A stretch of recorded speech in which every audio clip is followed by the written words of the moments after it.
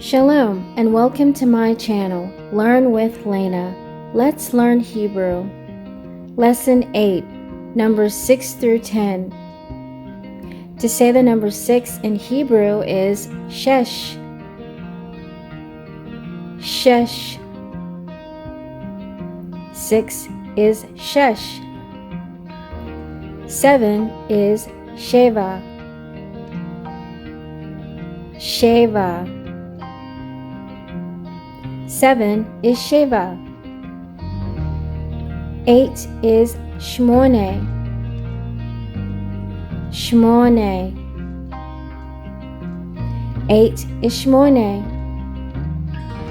9 is tesha. Tesha. 9 is tesha. 10 is esel.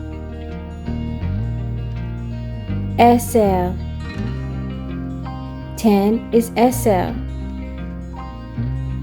Let's review. 6 is shesh.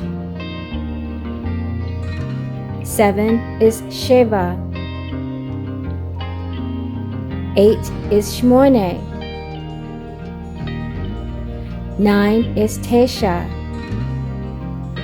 And 10 is esel.